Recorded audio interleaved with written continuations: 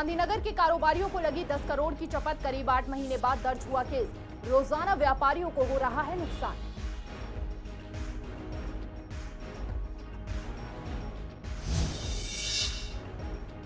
Police के हाथ लगी कामयाबी। हीरा स्वीट्स के मालिक के साथ हुई लूट में शामिल एक और बदमाश को किया गिरफ्तार। पहले भी कई वारदातों में था शामिल।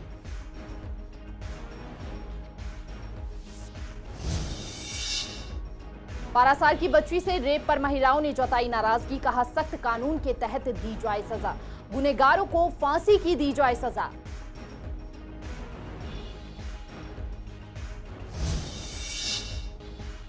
शादरा फ्लाईओवर के नीचे से कई कट हुए बंद। कट बंद होने से लोगों को मिली जाम से निजात। पहले लग जाया करता था कई किलोमीटर तक जाम।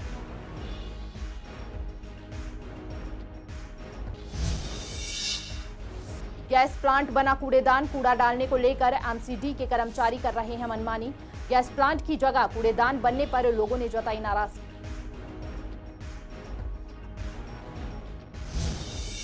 नमस्कार, आप देख रहे हैं पूर्वी दिल्ली खास। मैं हिमानी कटारिया। शुरुआत करते हैं पूर्वी दिल्ली की खास खबरों के साथ। गांधीनगर के व्यापारी रोजाना नुकसान उठा रहे हैं।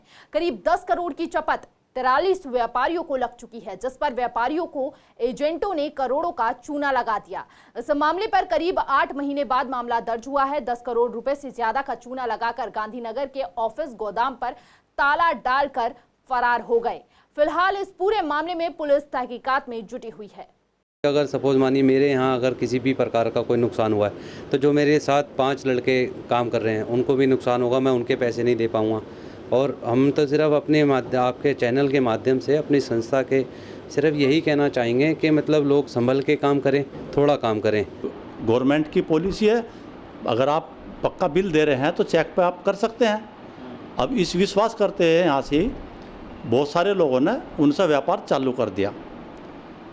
और सितंबर से हमारे जो सर्किल में 10-15 लोग हैं उन्होंने काफ़ी मोटे स्तर पर मतलब काम शुरू किया अगस्त सितंबर से।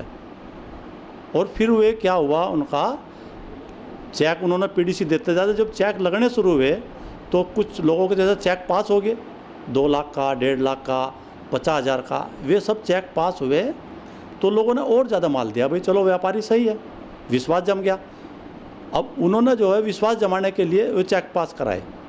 तो जब उन्होंने यहाँ से करीबन 10-12 करोड़ रुपए का माल लोगों से ले लिया, फिर वे चेक बाउंस होने शुरू हो गए। अब जैसे ही वे बाउंस होने शुरू हुए, लोगों ने उन पर जाकर वहाँ से वो शुरू कर दिया। फिर वे दिसंबर के 22-23 दिसंबर में यहाँ से वे ताला बंद करके, फ़ोन बंद करके सब भाग गए। हमने पुलिस में यूडब्ल्यू में कंप्लेंट कराई, दिसंबर में कराई थी कंप्लेंट। और हम वहाँ से 29 दिसंबर से हम लगातार जाते रहे कि साहब हम लूट गए, बिल्कुल हमारे बहुत से व्यापारी लूट गए हैं, उनके पास काम करने को नहीं है। और हम तमिलनाडु गए भी, उनके घर तक हम गए हैं, वहाँ उनके पास तब तक माल था। हमने आकर यहाँ से इन्फॉर्म किया, हम डीसीपी साहब से मिले, अपने जो आईओ था गुलशन यादव उनसे मिले। हमने इन्फॉर्म किया कि उनके अगर आप थोड़ी सी तत्परता दिखाएं तो वे पकड़े जा सकते हैं। सर, मुकदमा अगर टाइम से दर्ज हो जाता तो जो आज हमारी वहाँ पे रिकवरी थी, हम अपने खुद लोग पर्सनली वहाँ पे पहुँचे हैं तमिलनाडु, और हमने वहाँ पे बताया कि हमारा माल उस गोदामों में रखा हुआ है। अगर उस टाइम हमारा साथ ये लोग दे देते तो शायद हमारा कुछ माल रिकवर हो जाता। कुछ माल ट्रांसपोर्टों पे पड़ा हुआ था। हम लोगों ने बहुत वहाँ पे रिक्वेस्ट करी। आज 8 महीने बाद हमारी कंप्लेंट दर्ज हुई है, तो उसमें जो भी नुकसान हमारा हुआ है उसमें कहीं ना कहीं गलती हमारी प्रशासन की भी है। जो इस तरह की वारदातें हो रही थी, इसमें ज़्यादातर प्रशासन की कमी है। और जो अगर एक व्यापारी की सुनवाई नहीं होगी, 8-8 महीने के बाद अगर एक मुकदमा दर्ज होगा तो व्यापारी कहाँ जाएगा। आज गांधीनगर का व्यापारी हमारे इस तरह हालात में आ गया है कि आत्महत्या करने को राजी है। 8 महीने के अंदर करोड़ों रुपए का उसका नुकसान हो गया है। देखिए, ये चेक बाउंस होना, पहले डीडी चलते थे, नकली डीडी बना लेना, या लोग यहाँ से वो डीडी दे के माल तो ले आते थे, पीछे रिपोर्ट लिखा देते थे जाके थाने में, एनसीआर कटवा देते थे कि डीडी खो गया, और बैंक में पेमेंट स्टॉप करते थे। जो माल खरीद के ले आता था पेमेंट स्टॉप करवा देता था। ऐसे काम तो यहाँ होते आए हैं बाज़ारों में, चाहे वो रामनगर हो, चाहे अशोक बाज़ार हो, चाहे सुभाष रोड हो। मैं एक बात कहना चाहूँगा व्यापारियों से कि बहुत ज़्यादा माल बनाने की होड़ में ना जाएं।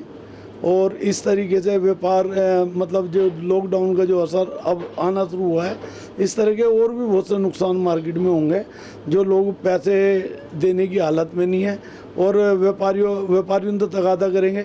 एक एक महीने से फैक्ट्रियों में ताले पड़े हुए हैं, लोग आ नहीं रहे, अपने गांव से वापस नहीं आ रहे और बहाना एक कोरोना का बन गया, परंतु व्यापारी सड़क पे आ गया।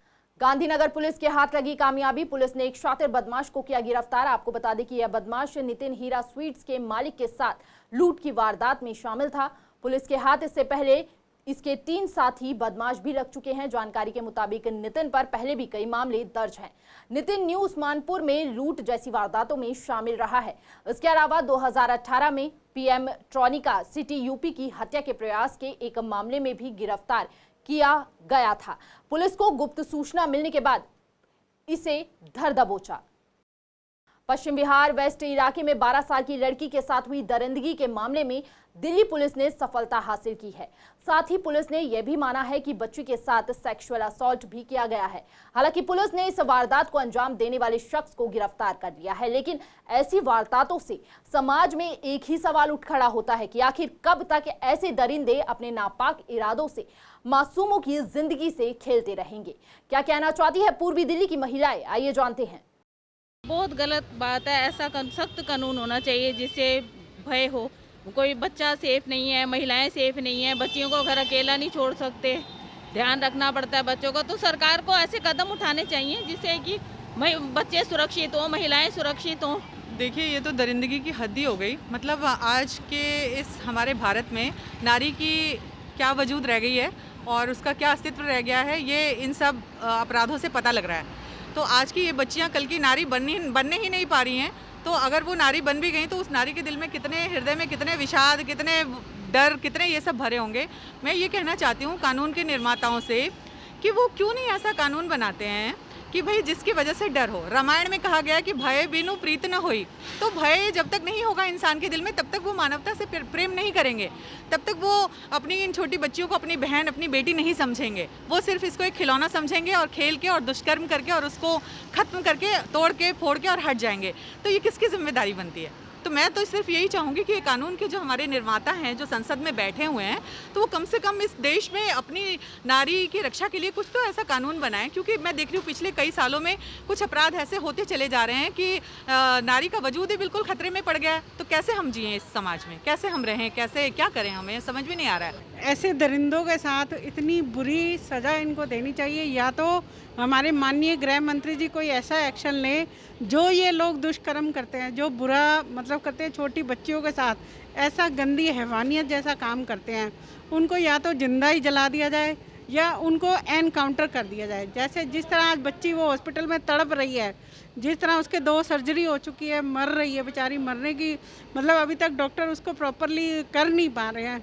तो देश के प्रधानमंत्री, देश के गृह मंत्री, देश के हमारे दिल्ली पुलिस के पुलिस कमिश्नर जी, मेरी सबसे यही विनती है कि ऐसे हैवानों को दिल्ली पुलिस को ऐसी छूट दें कि उनको एनकाउंटर कर दें। मैं इसके लिए बहुत इसकी चीज़ का विरोध करती हूँ, रोष प्रकट करती हूँ कि कैसे, क्यों हमारी बच्चियाँ सेफ नहीं हैं, क्यों ऐसा हो रहा है बाबा। तब कि जो अक्यूज है वो रिपीट ऑफेंडर है, तो बार बार छोड़ क्यों दिया जाता है, पूरी कार्रवाई क्यों नहीं की जाती है? क्या उसको जीने का हक नहीं है 12 साल की लड़की को? क्या करें, कहाँ पे जब दब के घर बैठ जाए, उनको आज़ादी से जिए ना। ये तो बहुत ही बुरा है और मैं इसका पुरजोर विरोध करती हूँ। और अब की बार उसको तो छोड़ा ही ना जाए किसी भी हालत में, चाहे कुछ भी हो, कुछ भी हद तक जाके उसको वो जैसा उसने उसके साथ दरिंदगी की है, उसके साथ दरिंदगी होनी चाहिए। शादरा फ्लाईओवर के नीचे से कई कट किए बंद, लोगों को मिली राहत। अब जीटी रोड और लोनी रोड पर लोगों को ट्रैफिक जाम से जूझना नहीं पड़ेगा। फ्लाईओवर के नीचे बने कई कट को भी स्थायी रूप से बंद कर दिया गया है। इससे पहले यहां खाली पड़ी जगह पर कई सालों से अवैध रूप से कमर्शियल गाड़ियां खड़ी होती थी। जगह जगह से चार दीवारी भी टूटी हुई थी। इससे जीटी रोड पर चारों तरफ गंदगी फैली रहती थी। कई जगहों पर गाड़ियों की मरम्मत का काम भी होता था, जिससे यहां लोगों को जाम से जूझना पड़ता था। कट बंद होने से जनता तो खुश है ही, साथ ही ट्रैफिक पुलिस भी काफी खुश नजर आई। जाम नहीं लगता, बहुत अच्छा है, सभी लोग आराम से निकल जाते हैं, कोई दिक्कतें नहीं होती हैं। सिर्फ प्रॉब्लम ये है कि यहाँ पे थोड़ी गाइडलाइन अच्छी नहीं है, चोर चक्के हैं, उनका विशेष ध्यान रखा जाए। पहले खुले होते तो बहुत सारे, कोई भी आदमी किधर गाड़ी लेके चला जाता था, सीधे चलते नहीं थे, तो रॉन्ग साइड चलने पे अक्सर जाम एक्सीडेंट का खतरा बना ही रहता था और अक्सर एक्सीडेंट होता रहता था यहाँ पे। जी बिल्कुल, बहुत अच्छा है, उससे सौंदर्यकरण भी होगा और पोल्यूशन से भी मुक्ति मिलेगी। सर पहले तो दिक्कत होती थी कि जो कट जो खुले हुए थे तो जगह जगह रिक्शा वाले चाहे गाड़ी वाले सब रंग साइड चलते थे, इस चक्कर में जाम लग जाता था। अब इस समय तो ये कट बंद होने से बहुत फ़ायदा है, सारी पब्लिकों का फ़ायदा है, कहीं जाम लगता नहीं है, सीधे खुला रहता है, कोई दिक्कत नहीं है अब यहाँ पे। बस थोड़ा से टेम्पू वाले हमारे टेम्पू और होते हैं, थोड़ा लगाने की दिक्कत है। पार्क यहाँ पे जान से बहुत राहत मिली है, कट बंद होने से बहुत फ़ायदा हो गया। अब क्या है, दूर दूर तक कट होते हैं तो जो भी गाड़ी आती है वो अपने उसी कट से निकल के आती है, कोई भी इधर उधर से नहीं आता। थोड़ा इससे बहुत फ़ायदा हुआ है हमारे को इस पुल बनने से। पर एक दुखी हो रहे हैं कि ये जो पीछे पड़े हुए ना ये गंदगी हटाई जाए, बाकी किसी चीज़ कमी नहीं है, बहुत बढ़िया काम कराया जा रहा है, सरकार भी अच्छी, सब कुछ अच्छा है। जाम लगता है सामला कॉलेज से आगे तक जाम लगता था, वो सब खत्म हो चुके हैं। यहाँ से मुड़ने वाले एक्सीडेंट होते थे, लूट पाट होती थी, वो सब बच चुके हैं। अब थोड़ा होता है कैमरे कोर्ट में आए थे जैसे, मतलब उसमें बहुत फ़ायदा है इस चीज़ में। ये जब हमारी ड्यूटी यहाँ आई, इससे पहले ही कट बंद हो रहे हैं। हमारी ड्यूटी 1 महीने से यहाँ है, 1 महीने पहले ही कट बंद है। जहाँ पीछे यहाँ जब मंदिर के सामने सीवर खुदा था, जब 2-3 दिन के लिए लगा फिर ठीक होगा। कूड़े के चलते एमसीडी के कर्मचारी अपनी मनमानी कर रहे हैं। आपको बता दें कि दिल्ली की गीता कॉलोनी सफेदा झुग्गी के पास मुल्तानी मोहल्ला के सामने कूड़ा पड़ा है, जिससे स्थानीय लोग काफी परेशान हैं। आपको बता दें कि कूड़े की समस्या कुछ सालों से बनी हुई थी। 1 साल पहले स्थानीय पार्षद द्वारा कूड़े से निजात पाने के लिए यहां गैस प्लांट बनाया गया था। स्थानीय पार्षद का कहना था कि यहां कूड़ेदान नहीं बनेगा, लेकिन यह समस्या ज्यों की त्यों बनी रही। एमसीडी के कर्मचारी यहां कूड़ेदान बनाने की योजना बना रहे हैं, साथ ही वह आसपास के इलाकों का कूड़ा यहां डालते हैं। यहाँ के लोगों का कहना है कि अगर यहाँ कूड़ेदान बनेगा तो महामारी फैलेगी और ऐसे में यहाँ के लोगों के लिए बदबू में रहना दुश्वार हो जाएगा। जब हमने यहाँ के स्थानीय लोगों से बात की तो उन्होंने बताया कि एमसीडी के कर्मचारी यहाँ आते हैं, कूड़ा डालकर चले जाते हैं, मना करते हैं तो कहते हैं हम तुम्हारा घर चालान भेज देंगे किसी ना किसी चीज को लेकर। हमारे को कूड़ेदान यहाँ नहीं चाहिए। अच्छा, हम नहीं बनने देंगे। हम कूड़ा वहाँ पे आगे था, वहाँ कूड़ेदान से हटा के यहाँ कर दिया, यहाँ हम नहीं डालने देंगे। शिकायत करा, कुछ नहीं हो रहा, वो लोग आते ही नहीं है, वो लोग सुनवाई करते ही नहीं है। हमारा इसके बच्चे में मानिए यहाँ पे कई लोग कोरोना से भी जूझ के बैठे हुए हैं, कितने इन्फेक्शन इतना होता है, इसकी वजह से दुनिया के पेटों में इन्फेक्शन फैला हुआ है, तो वो कहाँ जाएंगे? हॉस्पिटल जाएंगे तो हॉस्पिटल में दवाई नहीं मिलती, और किस चीज़ से कहाँ कहाँ ये इतनी बदबू आती है, कोई रिश्तेदार आएगा इसको देखिए। समस्या कूड़ेदान की है, कूड़ेदान नहीं हो रहना चाहिए। अच्छा, मैं चाहता हूँ जो कूड़ेदान आया तो पुराना पहले खोल दिया जाए, नहीं तो इसको बंद कर दिया जाए। कूड़ा तो पड़ा है, तो जान के लोग डालते जा रहे हैं, जो कोई दबाव नहीं देगा। यहाँ के लोग अधिकारी जो कर्मचारी हैं वो लोग कूड़ा डलवा रहे हैं। लोग पार्षद जी ने खुद कहा कि जब कूड़ेदान है ही नहीं है, ये तो कूड़ेदान बाद में बना, कूड़ेदान बाद में डाल रहे हैं लोग, ले आकर जब डालेंगे जहाँ तो कूड़ेदान तो हो ही जाएगा, वहाँ पर रोड पर फेंक के चले जाए, रोड सारा जाम हो जाता है ये कूड़ेदान की वजह से। हम ये चाहते हैं कि हमारी समस्या है कि ये कूड़ेदान हट जाए, यहाँ ऑफिस जो बनाना है ऑफिस बनाएं, जो भी कुछ करना चाहें वो करें, हम इसके बीच में नहीं आएंगे। ये कूड़ेदान अंदर था, एमसीडी ने अपने कब्जे में जगह लेकर यहाँ कूड़ेदान को अपना वो बना लिया, तो कूड़ेदान यहाँ पर आ गया और ये भी जगह कब्जा करने की सोच रही है एमसीडी। यहाँ पर जो कूड़ा खत्ता अंदर था वो बाहर आ चुका है। कूड़ा आप देख सकते हैं यहाँ पर कितना सारा कूड़ा, सारे लोग परेशान है, सबके घर की बीमारी सब चीज़ें यहाँ पर। दिल्ली के सीएम अरविंद केजरीवाल ने कुछ दिन पहले ही घोषणा की थी कि राजधानी दिल्ली की 100 फीट चौड़ी 500 किलोमीटर लंबी सड़कें यूरोपीय शहर की तरह खूबसूरत बनाई जाएंगी। केजरीवाल सरकार ने पहले पायलट प्रोजेक्ट के तहत दिल्ली की 7 सड़कों के लिए रीडिजाइन करने की योजना को मंजूरी दी थी। केजरीवाल ने पीडब्ल्यूडी विभाग से 3 सप्ताह में 500 किलोमीटर सड़क का विस्तृत प्लान मांगा है। सीएम का कहना है कि दिल्ली देश की राजधानी है, वह यूरोपीय देश की राजधानी की तरह दिखे, यह हमारी कोशिश है। दुनिया में भारत की छवि भी बेहतर हो, लेकिन जमीनी स्तर पर कई समस्याएं हैं। उस पर सीसीएन की टीम ने जनता से जानने की कोशिश की। जनता क्या चाहती है, इस पर अलग अलग प्रतिक्रियाएं सामने आई हैं। सबसे पहली बात तो ग्रीनरी बहुत ज़रूरी है। अगर जब तक ग्रीनरी नहीं रहेगी तब तक यहाँ पर आपको फ्रेश एयर नहीं मिलेगी। काफ़ी सारी चीज़ होती है, फ्रेश एयर होती है, अच्छा मौसम रहेगा अगर ग्रीनरी रहेगी। हाँ, ये बात फैक्ट है कि फुटपाथ पे ग्रीनरी होनी चाहिए, जैसे कि यहाँ पर है, यहाँ पर तो हल्की फुल्की है, लेकिन आगे और दिल्ली के और आउटर इलाकों में भी होनी चाहिए, हर जगह होनी चाहिए। ये सारा क्लीन हो, पूरा प्रॉपर मेंटेनेंस हो, पेड़ वेड़ लगे, हरियाली रहे, क्योंकि प्रदूषण भी समस्या है। दिल्ली की एक मेट्रोपॉलिटन सिटी है, प्रदूषण भी समस्या, तो सब जगह हरियाली भी हो।